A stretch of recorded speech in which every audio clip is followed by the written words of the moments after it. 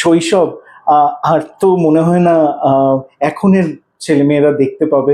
এখনের ছেলেমেয়েরা তাদের জীবনটা ছোট্ট থেকে ছোট্ট হয়ে গেছে, মোবাইল ফোন নিয়েই তাদের জীবন। এখন কেউ খেলতেও যায় না, আর খেলা নিয়ে কেউ ভাবেও না। সত্যি তনিমাদি, তোমার শৈশব আর এখনের শৈশব, এখনের বাচ্চা বেলা বা মেয়ে বেলা, সেটা বড্ড এখন একটা এমন জায়গায় পৌঁছে গেছে যে মা বাবার চাহিদা বাচ্চার প্রতি আচ্ছা সেটাও বেড়ে গেছে। বলতো যে এই যে ছেলে মেয়েদের সব সময় বলছে পড়তে বস পড়তে বস, সত্যি কি তারা শিক্ষিত হচ্ছে? শিক্ষা বলতে যেটা বোঝায়, সত্যি কি তাদের ভেতরে হচ্ছে সেটা? আমার তো মনে হয় না। যত মানে 14-15 বছর বয়স থেকে যে সব ছেলে মেয়েদের দেখছি, আর একটু বড় হয়ে গেছে, তাদের কথাবার্তা, আমি কিন্তু প্রত্যেকের বলছি না, কিন্তু আমি 90 কেন 97% কথা বলছি, তাদের একটা মানে সেই এরকম একটা কাঁধ ঝাঁকি, একটা নয় বড়লোকি চাল, আর নয়তো একদম নোংরা, মানে কি যে একটা হয়ে গেছে না, ভীষণ ঘেঁটে গেছে গো ব্যাপারটা। না, এখন আর বলছে না মেরে পাস মা হ্যায়, মেরে পাস মোবাইল হ্যায়। হ্যাঁ, মোবাইল, আর মোবাইলে তো অনেক ভালো ভালো জিনিসও আসে, সেগুলো না দেখে যারা যেগুলো উল্টো পাল্টা জিনিস দেখার, আসলে খারাপ জিনিসের প্রতি টানটা তো সবসময়ই বেশি থাকে, তাই জন্য ওটা সহজে পাওয়া যায়, সেখান থেকেই চলে যায়, কিছু বলার নেই আমাদের। একদম। এবং আমরা অবশ্যই চাইবো সমাজে যে পরিবর্তনটা হচ্ছে, সেই পরিবর্তনটা পজিটিভ নোটে হোক। এবং আগামীতে তনিমাদি যে ইঙ্গিতটা করলেন, সেই ইঙ্গিতে তনিমাদি এটাই বোঝাতে চাইলেন যে আগামীতে যে আজকের যে যুব সমাজ, সেটা সহজভাবে যে জিনিসটা ভালো সেটা নেওয়ার যদি চেষ্টা করে, তবেই কিন্তু আগামী আরো সুন্দর হয়ে উঠবে। তনিমাদি, এখন যেটা নিয়ে আমি বিগত অনেকগুলো ইন্টারভিউতে কথা বলেছি, সেটা হলো এখনের যে বিবাহ, মানে বিয়ে, এত সুন্দর একটা কনসেপ্ট, একে অপরের প্রতি দায়বদ্ধতা, কর্তব্য সব মিলিয়ে বিয়েটা একটা নিশ্চিত একটা সুন্দর অধ্যায় মানুষের জীবনে। কিন্তু বর্তমানে সেই অধ্যায়ের মধ্যে অনেক কিছু জিনিস যেগুলো আমরা দেখতে পাচ্ছি ঢুকে গেছে, এবং সেখানে ঢোকার ফলে একে অপরের প্রতি বিশ্বাসটা হারিয়ে গেছে। বিয়েটা হচ্ছে বটে, কিন্তু পাশাপাশি বিয়ে বাড়িতে গিয়ে বলছে এই রিলেশনটা কতদিন টিকবে। একদমই তাই, জানলে এর একটা ভালো দিক আছে, একটা খারাপ দিক আছে। আমি সবসময় যে খারাপটা নিয়ে বলবো ডিভোর্স হয়ে যাচ্ছে তা নয়। আগে দেখো একটা ব্যাপার ছিল, মেয়েরা কিংবা ছেলেরা নানান ধরনের অত্যাচারিত হতো, মারধর খাচ্ছে, ছেলে মদ খেয়ে আসছে কিংবা মহিলা বাইরে বেরিয়ে যাচ্ছে করছে, তবু ওই বিয়েটাকে ধরে রাখি, এরকম একটা ব্যাপার ছিল। অনেক কম্প্রোমাইজ, হ্যাঁ, অনেক ইয়ে করে করে করে, তো সেটা যেরকম খারাপ, একটাই তো জীবন, তো এরকম ভাবে কাটিয়ে দেওয়া একজন, আমার বিশেষ করে মনে হয় যেগুলো, যে মহিলাদের ক্ষেত্রে বলছি, ডিভোর্স করে বেশিরভাগ সময় দেখবে ছেলে মেয়েরা মায়ের কাছে থাকে। এবার মা তো ওই আগলে ছেলেকে মেয়েকে মানুষ করবো করতে করতে করতে করতে নিজের জীবনটা শেষ করে দেয়। এবার ছেলে মেয়েরা বড় হয়ে কিন্তু তখন তাদের একটা জীবন তৈরি হয়ে যায়, যেখানে মার কিছু নয়। খুব কম আছে যারা মাকে নিয়ে শেষ দিন অবধি কাটিয়েছে।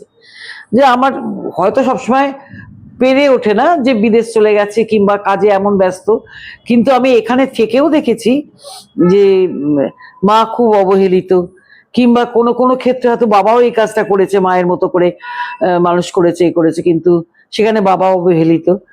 তা সেসব ক্ষেত্রে মনে হয় যে ঠিক আছে, মানে ডিভোর্সটা হয়ে গিয়ে হয়তো ভালোই হলো কিংবা না হলো। এবার ধরো তুমি, তারা যদি ডিভোর্স না করে একটু মানিয়ে নিয়ে থাকতো, তাহলে কিছুদিন পরে হয়তো আবার একটা মিটমাটের সম্ভাবনা থাকতো। খুব চটজলদি একটা ব্যাপার হয়ে গেছে। আরেকটা ব্যাপার বিপ্লব, আমি এখন দেখি ডিভোর্সটা তো হয়ে যায়, খুব ভালো করে হয়, মানে যেমন লোক ডাকিয়ে খাওয়া দাওয়া করিয়ে বিয়ে হয়েছিল, সেরকম লোক ডেকে খাওয়া দাওয়া করিয়ে ডিভোর্স হয়। কেক কেটেছে আমি, হ্যাঁ। এইবার আমরা আজ থেকে ভীষণ ভালো বন্ধু, এই দাঁত কালানে ব্যাপারটা আমি একদম সহ্য করতে পারি না। যে যাই বলুক, তোমার সঙ্গে আজকে আমি থেকে থাকতে পারছি না, তুমি আমার বন্ধু হতে পারছো না, আর ডিভোর্স হয়ে যাওয়া মানেই খুব ভালো বন্ধু, দুজনে মিলে খুব ভালো বন্ধু। তোমার বউকে আমার বর বিয়ে করলো, আমার বরকে তোমার বউ বিয়ে করলো, এই করে কি একটা যেন মানে অদ্ভুত টাইপের একটা জটিল জটিল calculation। একটা ব্যাপার হয়ে গেছে। আমি না ঠিক পারি না, আমি 2-1 বার ভেবেছিলাম এই নিয়ে গল্প লিখবো, কিন্তু আমার কলম দিয়েই বেরোলো না। সত্যি কথা বলতে এই মানুষটির সঙ্গে যখন আমরা কথা বলি, কথাবার্তা টিভিতে এই মুহূর্তে বলছি, সত্যি আমাদের নিজেদেরকে মনে হচ্ছে আমরা ভীষণ ভীষণভাবে সমৃদ্ধ হচ্ছি। কেন শিখছি না, কেন ভাবছি না আগামীতে এই যে সম্পর্কগুলো কেন এত জটিল হয়ে যাচ্ছে, কেন ভাবছি না যে আমরা এই বিয়ে নামক ইনস্টিটিউটটার মধ্যে ভালো থাকতে তো পারি। আমার বর তো খ্যাপা ছিল, হ্যাঁ।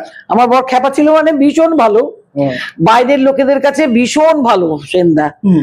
এর ছেলের পড়াশোনার জন্য টাকা দিচ্ছে, ওর মেয়ের বিয়ে দিচ্ছে, ওকে বাইরে পাঠাচ্ছে, ওর কাছে যাচ্ছে, খুব ভালো। কিন্তু সংসারের দিকে তার কোনো ইয়ে নেই আর কি। সংসার চলছে। তুমি কতটা সংসারী ছিলে? আমি সংসারী, ভীষণ সংসারী আমি, ভীষণ। যার জন্য বুড়ো বয়সেও বোম্বেতে ওরকম ডেকে নিয়ে যাওয়ার পরেও আমি বর বর করতে করতে ফিরে এলাম। বর বর বর করতে করতে ফিরে এলাম। তো সেই বর আবার খ্যাপাও ছিল, হা করে চেঁচিয়ে উঠলো, কিন্তু একটু পরে আবার ভুলে গেল করছে। তো প্রথম প্রথম আমি ভাবলাম যে তোমাকে সাপোর্ট করতো। হ্যাঁ, আমাকে সাপোর্ট করছে। আর রাস্তাতে নিয়ে বেরোনো একটু কঠিন ছিল, কখন যে কাকে মারতে, কে আমার দিকে তাকে একবার চোখ মারলো, মারতে গেল, এই করে করে চলেছে। তা আমি তো এই লোকটাকে নিয়ে কাটিয়ে দিলাম। সে যতদিন না আমায় ল্যাং মেরে ওপরে চলে গেল ততদিন তো কাটিয়ে দিলাম। কি হয়েছে বলো তো? সত্যি বলছি, মানে আমি যখন কথা বলি সাংবাদিক হিসেবে বলছি যে নিজের ভীষণভাবে হাসি পায়, কিন্তু এত সুন্দর করে প্রত্যেকটা ল্যাঙ্গুয়েজকে, এটাই বলে আপব্রিঙ্গিং। ওই বলি না এখন মাঝে মাঝে সবাই বলে এই কথাটা আপব্রিঙ্গিং, আমার শুনতে শুনতে মানে আমারও আরো মনে হচ্ছে আরো কথা শুনবো। আজকে এই মুহূর্তে আমরা কথাবার্তা টিভিতে রয়েছি অভিনেত্রী তনিমা সেন। সদা হাস্যময়ী। আমি আপনাকে একদম প্রথমেই বলেছিলাম মানুষটার সঙ্গে কথা বলতে বলতে আপনিও কিন্তু হাসবেন, এবং কথাগুলো যিনি বলেন খুব যুক্তি দিয়ে বলেন, খুব ভেবে চিনতে বলেন, এবং কথাগুলোর মধ্যে যথেষ্ট একটা মিনিং আছে, সেটা আপনি ধরতে পারলে আপনি কিন্তু বুঝতে পারবেন। তনিমা দি, আমার শেষ দুটো প্রশ্ন তোমার কাছে।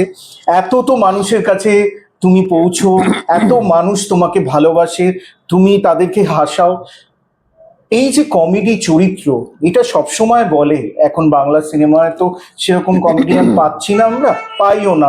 আমরা হারিয়েছি অনুপ কুমার, আমরা হারিয়েছি রবি ঘোষ, চিন্ময় রায়, দিকপাল। না, তুমি উত্তম কুমারের কথাও বলতে পারতো। উত্তম কুমার এক একটা যা কমিক্স টুকটাক দিয়ে দিয়েছেন না, হা করে দেখতে হয়। নকটা চেপে একটু কথা বলতেন।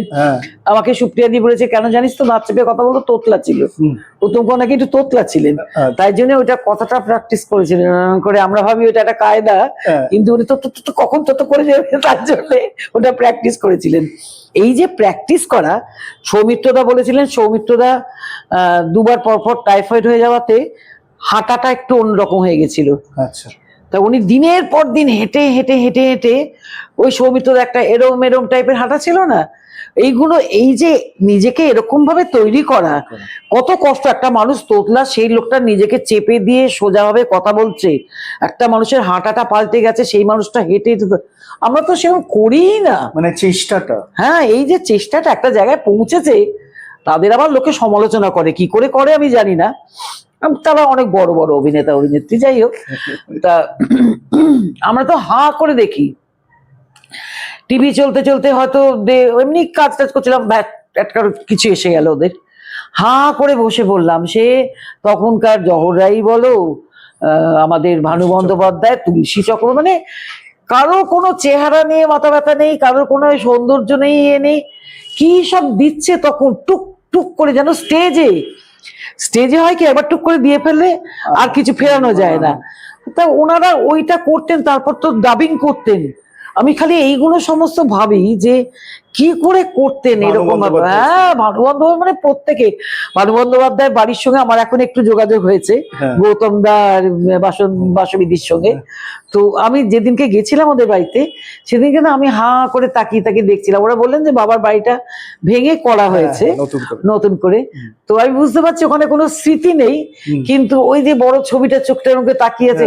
একসময় না আমাকে লোকে লেডি ভানু বলতো, জানো তো, ওই লোকে না, মানে সাংবাদিকরা আর কি লেডি ভানু বলতো। তো যাই হোক, এটা যে পেয়েছি আমি কত বড় একটা ইয়ে। তো সারাক্ষণ আর কথার যদি যোগান না থাকে তোমার মুখে, সব কথা তো তোমার স্ক্রিপ্টে থাকবে না, আর স্ক্রিপ্টে করতে করতে করতে করতে তো আমি যদি পার্টটা ভুলে যাই, কিন্তু আমি যদি মাথাতে পার্টটা নিয়ে করি, কথা বা ডায়লগ ভুলে গেলাম তো বয়ে গেছে, ঠিক তার পরিপূরক আর একটা ডায়লগ দিয়ে দেবো। এইটাই এখনকার ছেলে মেয়েদের না একটা জিনিস হয়েছে, মানে দোষ কার আমি জানি না, ওরা না চাইতেই তো অনেক কিছু পেয়ে গেছে প্রথম কথা। আর দ্বিতীয় কথা, ইংলিশ মিডিয়ামে পড়াশোনা করেছে কি বাইরে বাইরে থেকে আসছে, মানে কোনো ভাষাটাই ঠিক মতো আয়ত্ত নেই একদম। তুমি এখানে ফাড়া করে ইংরেজি বলে তো কোনো লাভ নেই, করতে তো বাংলা পেতি সিরিয়াল, মা সেরকম ভাবে কথা বলতে হবে তোমাকে। তো বুঝি না আমি, ঠিক আমি ওদের অভিনয়ের ধারাটাকেও বুঝি না, আর শেখার ইচ্ছেটাও খুব কম। কয়েকজনের আছে যে হ্যাঁ দিদি বলো না একটু শুনি কিরকম ভাবে করে, কিন্তু মানে যে একটা আমরা যখন অভিনয় করতাম, সুপ্রিয়াদি টুপ্রিয়াদি অভিনয় করতেন, আমি গীতা দেখেছি, সাবুদির সঙ্গে কাজ করেছি, তো ওনাদের যখন সিন চলতো না চুপ করে গিয়ে খাপটি মেরে বসে দেখতাম। হ্যাঁ, সেই দেখাটা এখন আর নেই। দেখার বাইরে যেটা হচ্ছে রিলস বানাচ্ছে। সৌম্য সত্যি কথা, সবাই দেখি একটা নাচ শিখেছে জানে, এরকম করে সকলেই এর নাচটা নাচে, কি জানি এই নাচটা কি নাচ কে জানে, সকলেই এইটা নাচে, নেচে রিলস বানায়। আর আমি মাঝে মাঝে পাগলা নাকি কি করছি, কি রে এই যে আমাকে বলছি, ও ওইখানে কথা চলছে, সেই ওই অভিনেত্রী কিছু করেছিল সেটাই দেখাচ্ছে। কত কি শিখবো বলো, কিছুই জানলাম না। সত্যি বলছি, আপনারা যারা কথাবার্তা টিভিতে এই মুহূর্তে রয়েছেন তারা সত্যি হাসতে হাসতে আজকের এপিসোডটা দেখবেন। আমি কথা দিচ্ছি আপনাকে, এই যে মানুষটি আমার পাশে বসে আছে সেটা কিন্তু ভেতর থেকে কমেডিটা আসে, এই কোনো বানাবাট কোনো কিছু নেই, স্ক্রিপ্টেড নেই, একদম মানুষটা যেটা বলে সেটা কিন্তু একদম মনের ভেতর থেকে বলে।